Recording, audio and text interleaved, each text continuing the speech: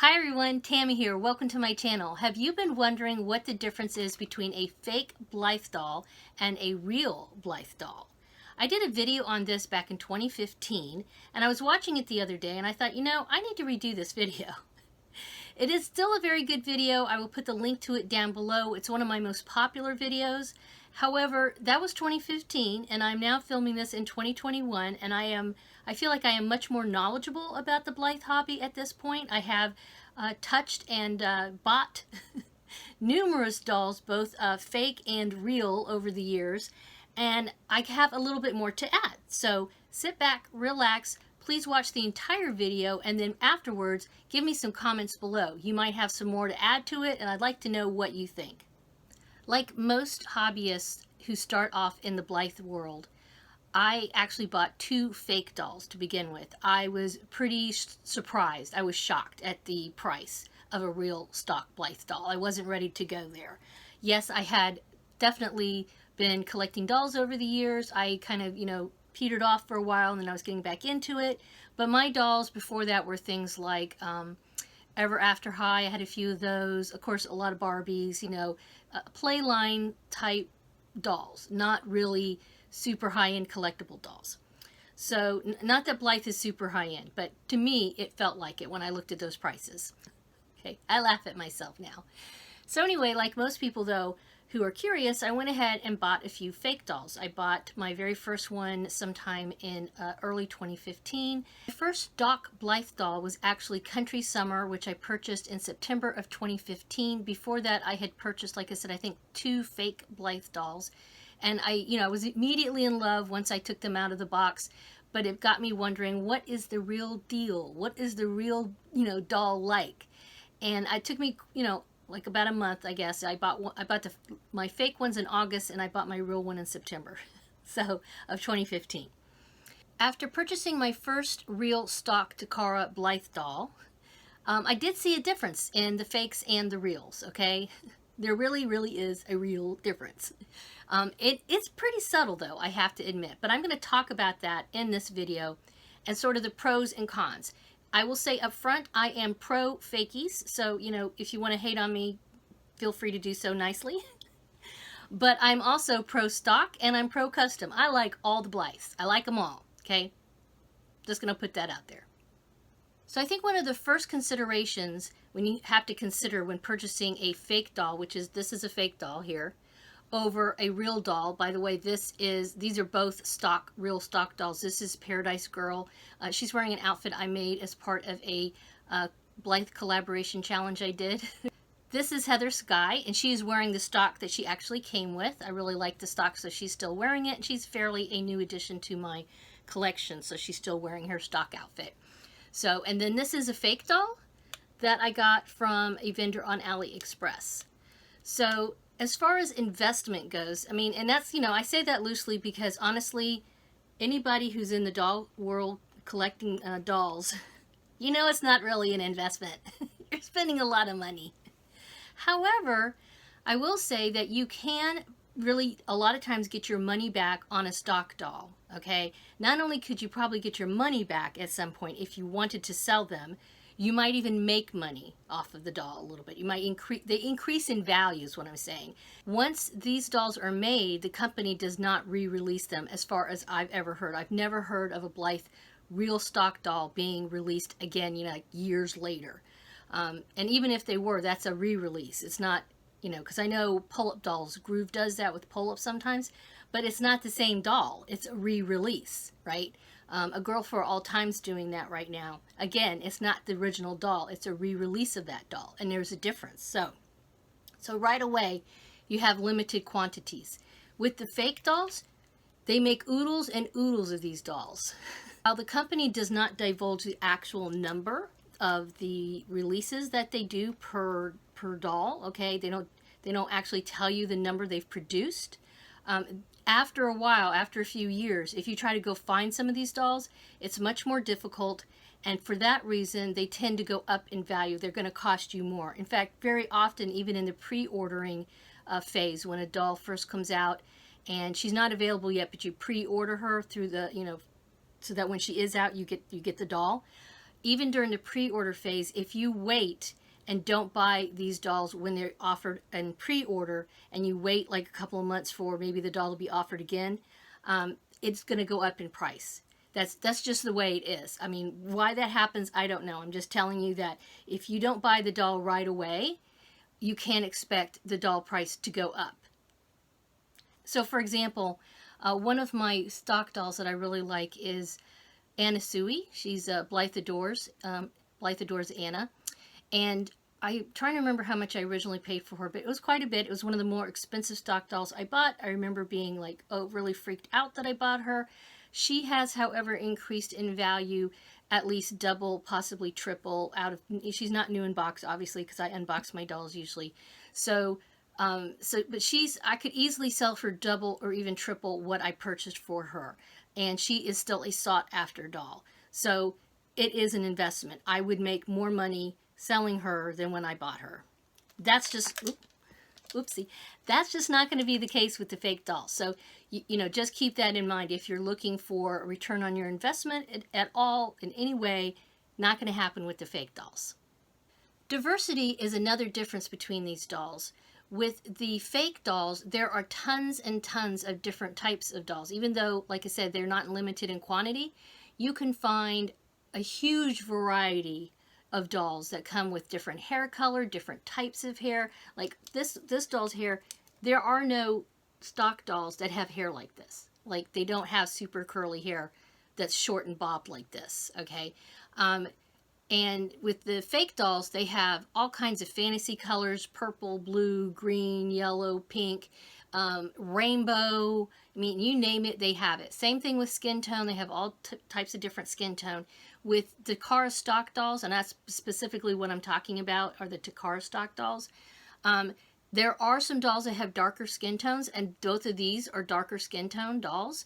However, most of their dolls, this is as dark as they get. Now, there is an anniversary doll, that's the 20th anniversary doll, that is actually a dark skinned Takara doll that's coming out. But she's it right now.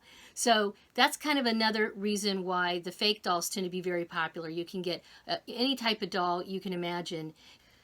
Then, of course, there's another tangible difference when it comes to fake dolls and real dolls, with the fact that a real doll is going to come in a fancy box like this, okay, with loads of stock. The stock's going to include a doll stand, underwear, shoes, at least one outfit, possibly more, little accessories, okay? Granted, you can buy stuff for your dolls, and that's part of the hobby, is to buy items for your dolls, to buy clothing, shoes. I mean, that's a whole nother branch of the hobby. However, the stock dolls come with all that. So that is, to me, a tangible difference in that with a fake doll, you get this. This is what you're going to get. A new doll, nothing. Now, they might be nice. The vendor might be nice and throw in something. Like sometimes I've gotten a doll and they've thrown a pair of shoes or a little dress or something like that. But don't expect that. That's not part of the package. When you get a fake doll, you're getting a slimmed down version of this doll with no clothes, no accessories, in a plastic bag. Okay. Now, you know, usually wrapped in bubble wrap and all that good stuff too. But that's it. That's what you're getting. You don't get any of this stuff. So you end up having to buy. You're not going to have just a new doll hanging around. I mean, I don't know. You might, but that's kind of weird. So you end up having to buy underwear, shoes, maybe stockings, at least a dress. You might want to have some accessories, you know, so that sort of thing kind of adds up. So yes, you just have the new doll, but then she doesn't have anything else. Whereas a real Takara doll has all of this, new in box. In fact, this doll, Elegant Ellie, I do need to unbox, and I will at some point. So if you haven't already subscribed, make sure you subscribe and hit the bell icon so you get notifications of when I open her up, along with other videos that I will be posting on my channel. Another tangible difference between a real Takara stock doll and a fake Blythe doll tends to be in the quality, the overall quality of the doll. And I will say, over the years, especially when I look back in 2015 when I got my first fake doll, I would say the quality of the fake dolls has increased considerably.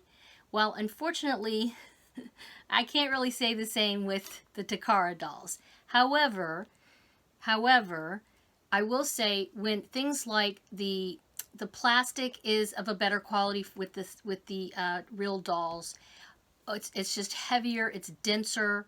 The eye mechanism, I'll show you later on in this video. We'll do a comparison. The eye mechanism for the real dolls is a higher quality. What else? Oh, the skin tone. Like if you take a fake doll and compare the skin tone, a lot of times, and this is a really good quality doll. I'm using her. And I have some other ones that the body quality, like the arms are darker than the rest of the body, you know, so that the skin tone isn't necessarily always consistent on a fake doll. So that tends to be with the lower end fakies, and the fakies kind of range now. Again, back in 2015, there was not as big as a selection as they have now. Believe it or not, it was pretty big, but now it's even bigger. And it was especially true then. I got some fake dolls back then that had really odd looking colored skin tones. I mean, you kind of get what you pay for a little bit, right? So anyway, so that's a big difference, that just the overall quality of the doll. You will, if you have them both in your hand, you really do notice a difference. That's how I feel anyway. So speaking of difference eye mechanisms, let's take a fake doll and a real doll and compare the eye mechanisms. All right, so I'm going to do a comparison with the way the eye mechanisms actually sound and feel. Obviously, I can't hand you this doll. I would if I could. If I can hand this doll to you through the monitor, I would do so, and you would be able to see a difference yourself. But let me show you a difference as best I can online here on the video. So here we have, like I said, this is Paradise Girl, and I'm going to go ahead and get her hair out of the way. Now listen to this sound as I pull on her pull cord to change her eyes. Super fast, super easy to do. Real easy, very fast, doesn't stick at all. Here's the fakie doll, and this is a high quality fakie doll. I feel it's one of the better quality fakie dolls I've ever had. And if I can get in here with her hair.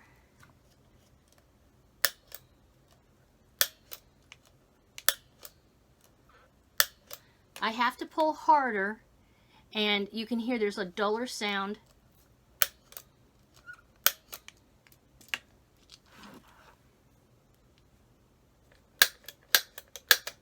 Very easy to pull. Very, very easy to pull.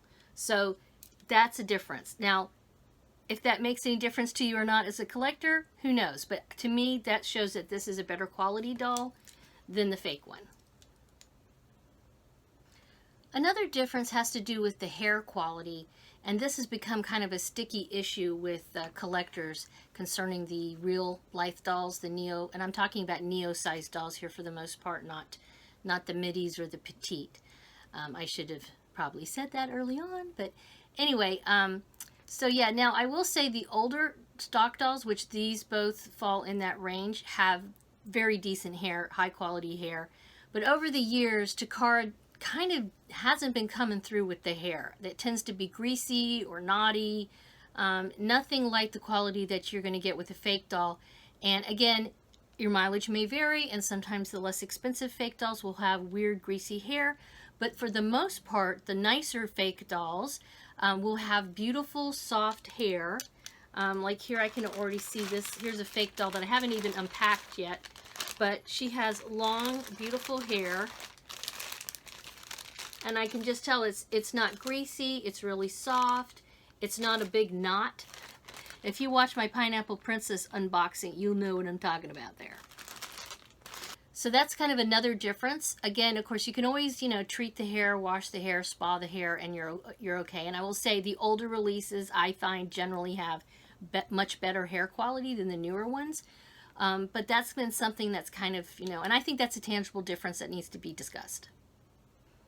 Another tangible difference between the stock and the fake dolls, and I keep saying fake dolls, and sometimes you will actually hear these dolls referred to, the non-real dolls, the not the stock dolls. You'll hear them referred to as factory dolls.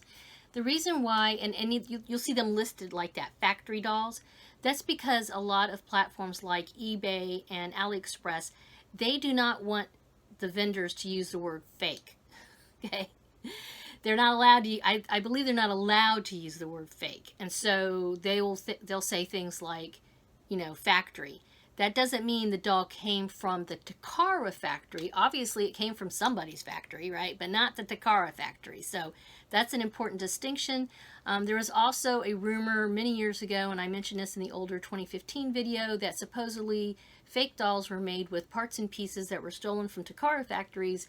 And I think maybe that happened a couple of times, but I can't imagine an entire fakey industry was built or continues to be built on people ripping off arms, legs, IMEX, whatever, from the Takara factory. That would be a massive breach in security, folks. That's not sustainable. Before I wrap this up, I think two other important tangible differences to mention are face molds and, of course, the body type.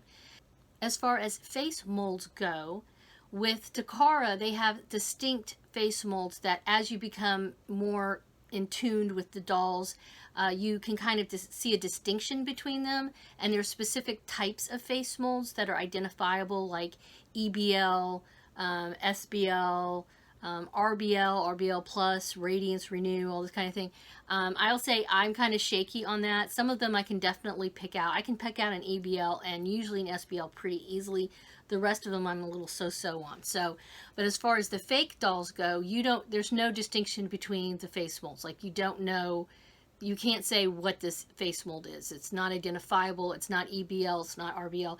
It may be a little bit of, might be sort of a RBL-ish type one, but there's no specific identifiable face mold. The body also is different, and this is something else that has changed since when I first started collecting in 2015, collecting Blythe dolls at least in 2015. Back then, when you bought a fake doll, you had to pay quite a bit extra to get the jointed body like this, and most of the dolls came with the Takara style body. That's what these dolls have. These bodies are similar to, they kind of have like a more of a Barbie doll skipper, vintage, I should say, look to them. They're supposedly about the size of a skipper doll. I actually did a video recently where I compared a vintage skipper doll and one of these dolls. So yeah, I'll try to link that below. But yeah, if you know, these dolls have more of a, they're not jointed. The legs are, show you her legs. Their legs are like a Barbie doll type, where they do bend a couple of times. They have the snap bend legs, and they're, you know, they're rubbery type legs, versus the jointed dolls that have actual joints on their legs and their arms and that kind of thing. Like the Takara doll arms don't bend at all. They move up and down. They have limited articulation, whereas the fake ones, these days, almost all the fake ones come with the with this type of body. This body has been referred to as Neo, A-Zone. I've seen it called Fortune Day. Some people just call it a jointed body. Again, it's not really a brand, an identifiable brand. It's kind of a knockoff of other types of ball jointed style bodies. But yeah, now you almost always are going to get one of these types of dolls. And so while you can get fake dolls with the Takara style body, again, it won't be a real Takara body, but it'll be a knockoff body.